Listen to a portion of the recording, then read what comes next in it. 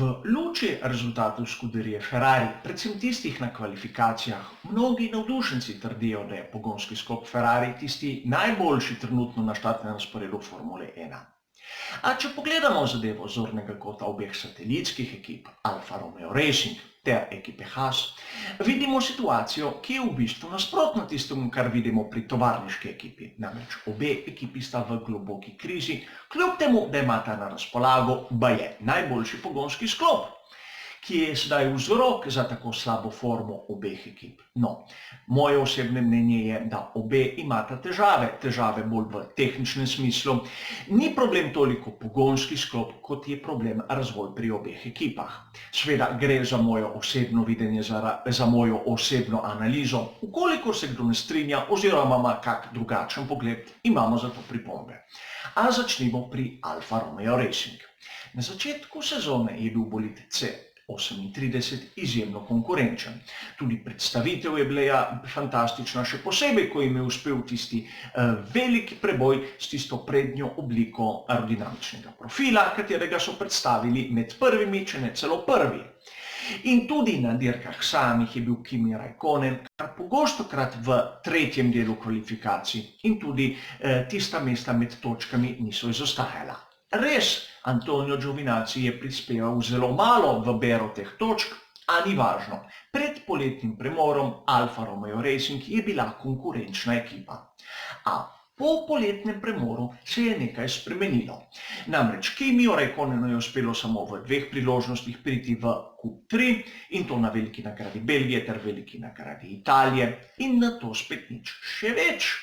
Opazili smo, da je bil Antonio Giovinazzi tisti, ki je na mnogih dirkah bil boljši od Kimi Räikkönena.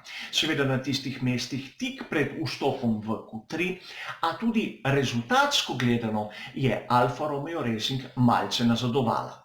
Smatram, da so ustavili razvoj nekje tam okrog poletnega premora. Naredili so po njihovem dovolj, Simone Resta se je vrnil v Ferrari, izgubili so glavnega tehnika in nekako odločili so se, da je sredstev bilo dovolj vloženih v ta bolid. Seveda, kot sem povedal, gre za moje osebno mnenje.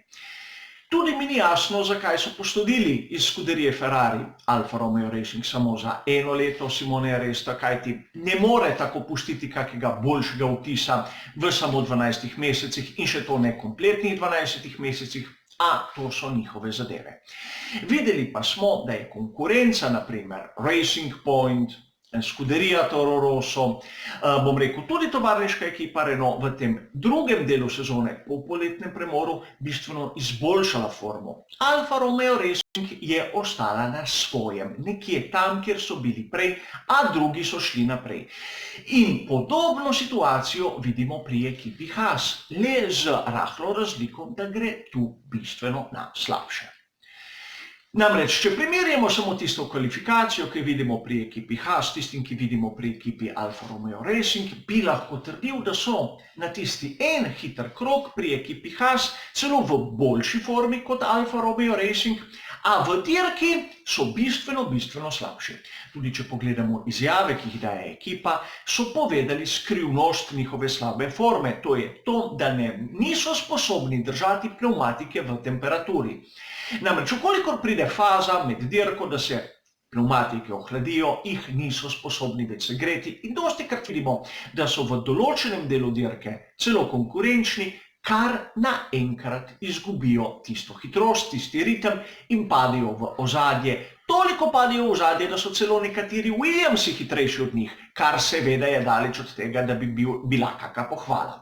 In če se spomnite velike nagrade Mehike, ste lahko opazili, kako nestabilen je bil bolid, nestabilen predvsem na zadnji osi. Če ste gledali, kako je bolid Haas v F19 šel v ovinek, v tisti fazani zaviranje, ste opazili, da je izgubljal oprijem na zadnjem koncu, to se pravi, imel je oversteering v vhodu v ovinek, nekaj, kar se ne bi smelo dogajati.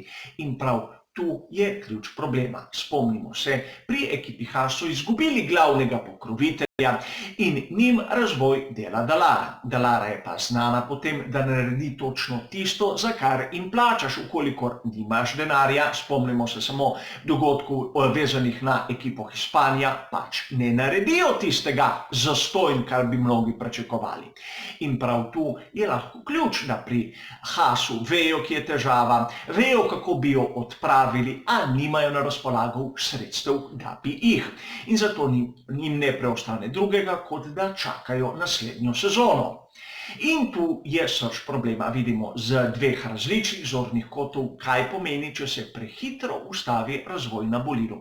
Drugi počasi, hočeš nočeš napredujejo, tudi Williams, ki sem ga že omenil, te ekipe, ki so ustavili prezgodaj razvoj, pa stojijo na mestu. Nekaterim se pojavijo težave, drugi le, kot sem rekel, ne napredujejo, a točk ni, in če pogledamo njihove najbližje konkurente, imajo približno zaokroženo enkrat več točk kot Alfa Romeo Racing ter ekipa Haas.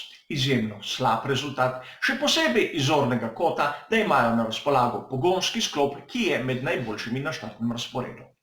Hvala za vašo pozornost ter nasvidenje.